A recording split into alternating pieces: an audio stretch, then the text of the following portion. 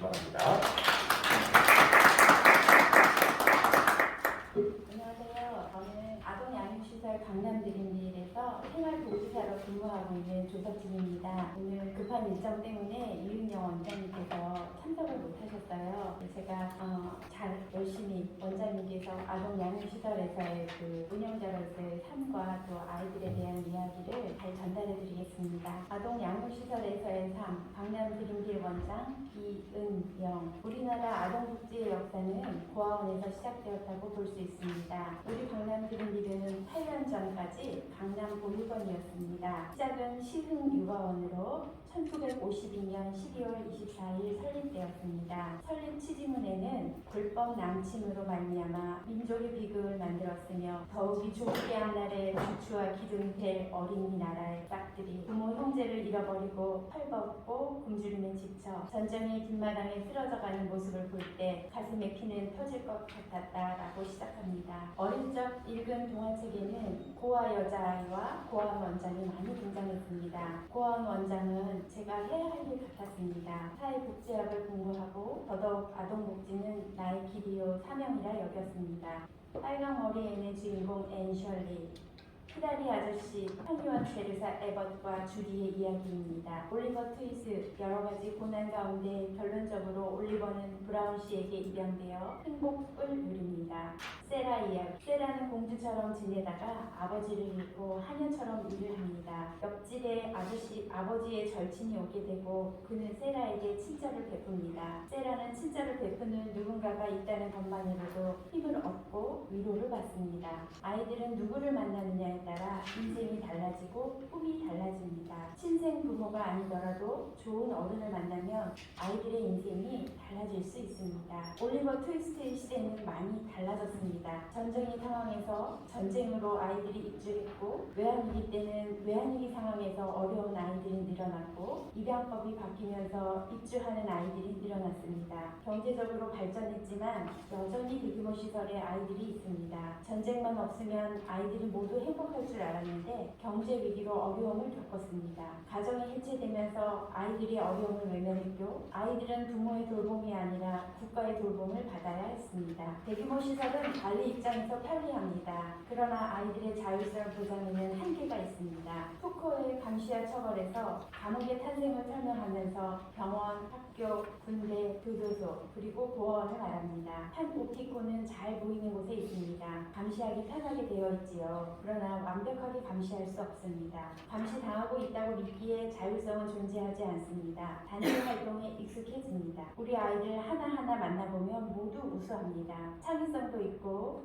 유머도 있고 기억력도 좋습니다. 사회성과 생존 본능도 탁월합니다. 그러나 한 곳에 모이면 갑자기 단체 생활에서 보여야 하는 모두로 전환을 합니다. 사용하는 언어가 달라지고 주고받는 눈빛이 달라집니다. 이유 없이 저항하고 분노합니다. 이유를 물으면 잘 모릅니다. 그냥 그래야 되는 거라 생각합니다. 그들을 보면 안타깝습니다. 국민소득 3만 불 시대, 다양성을 추구하는 시대에 대규모 시설에서 통제받으며 집단 생활을 하고 있으니 아이들 입장이 딱하기 그지없습니다. 물론 같은 옷을 입고 같은 신을 신지는 않습니다. 아이들이 개성을 존중하여 옷 색깔도 디자인도 선호도도 고려하여 옷을 사줍니다. 그래도 단체 생활 티가 납니다.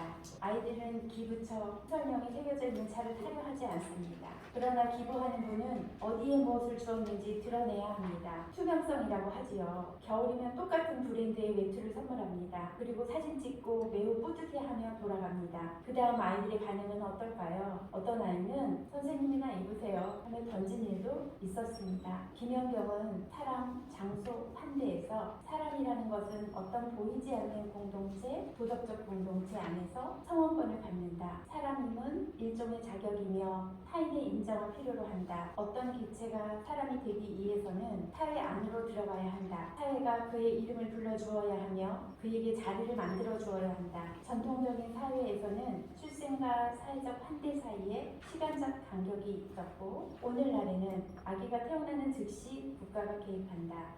아기는 출생과 동시에 사람으로 인지되며 사람으로서 보호된다고 하면서 태아, 노예, 군인, 사형수를 예를 들어 어떻게 사람됨으로 사회적 성원권을 인정받는지 설명하고 있습니다. 부모를 알 수 없는 무적자 기아의 경우에는 기아 발견의 보고를 받은 시읍 면장이 기아 발견 조서를 작성하고 법원의 허가를 얻어 성과 본을 창설한 후 이름과 본적을 정하여 일가 창립 호적을 편지함으로써 호적을 가지게 됩니다. 그래서 우리 아이들은 한양 김씨, 한양 박씨, 한양 이씨가 되었습니다. 양육시설의 장이 아이를 안고 이름을 짓고 기아임을 증명하고 성본 창설을 하면 드디어 사회적 성원권을 인정받는 겁니다. 이름이 불려지는 거죠. 사람이 되는 겁니다. 베이비박스에서 발견되어 입양이나 가정 위탁이 되지 않은 아이들은 아동 양육시설로 들어오게 됩니다. 양육시설에서 이름을 짓고 법원에 성본 창설을 합니다. 한자도 만들어주고 좋은 이름을 지어주려 노력합니다. 직원들이 연예인 이름으로 지어주기도 했습니다. 2018년에 한 아이가 많이 아팠습니다. 그 아이가 중환자실에서 사투를 벌이며 살려 애쓰는 모습을 보았습니다. 어느 날 담당 과장이 이 밤을 넘기기 어렵다는 말씀을 하여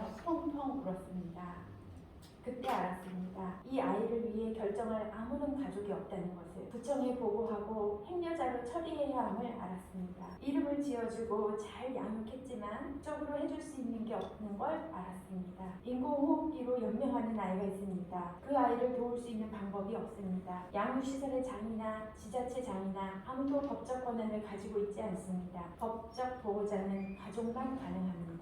가정을 이루어야만 합니다. 법적 보호자가 없다는 것이 우리 아이들이 살아가며 겪는 외로움입니다. 그 후 저에게는 소원이 생겼습니다. 이 아이들이 건강한 가정을 이룰 수 있도록 도와야겠다는 생각입니다. 우선은 가정의 모습을 보고 자랄 수 있어야 하고 성인이 되어 가정을 이루어 책임을 질 수 있게 학습해야 한다고 생각했습니다. 든든한 울타리요, 법적 울타리의 기본이 가정이니까요.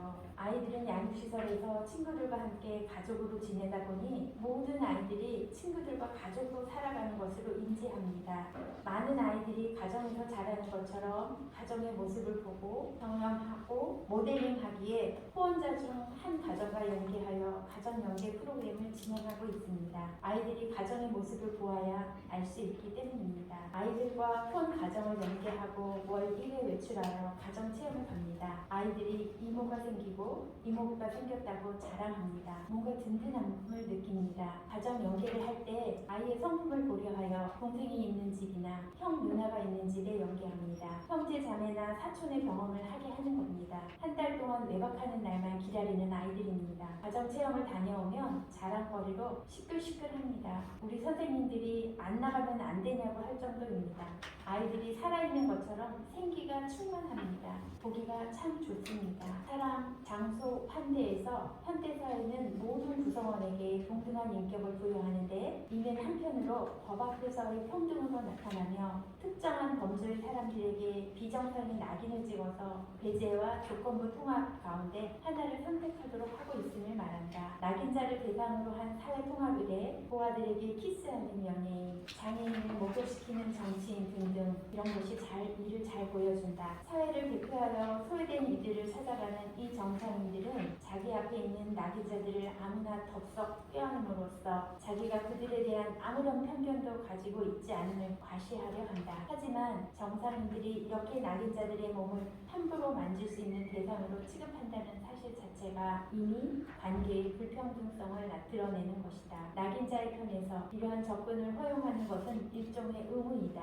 낙인자는 정상인들이 변덕스럽게 베푸는 원하지도 않고 필요하지도 않은 친절을 받아들여야 한다. 모든 인간은 출생과 더불어 사람이 됩니다. 태어난 생명을 무조건적으로 환대한다는 것은 그 생명이 살 가치가 있는지 따지지 않는다는 것입니다. 우리의 아이들이 양육시설에서 자라나서 자립준비 청년이 됩니다. 자립이란 스스로 삶의 책임을 질 수 있어야 한다는 의미입니다. 그리고 누군가가 보호자가 되어줘 보호자를 필요로 합니다. 이들이 건강한 가정에서 법적 보호자가 되고 보호자를 만날 수 있도록 사회와 어른들은 이들을 충분히 환대해야 합니다. 자립준비가 잘 되려면 양육시설에 있는 동안에 충분한 신뢰 경험과 존중 경험이 바탕이 되어 보호자가 되는 양질의 교육과 한 환경이 필요합니다. 이들을 있는 그대로 존중하고 믿고 신뢰하는 어른이 되겠습니다. 이런 어른이 많았으면 좋겠습니다.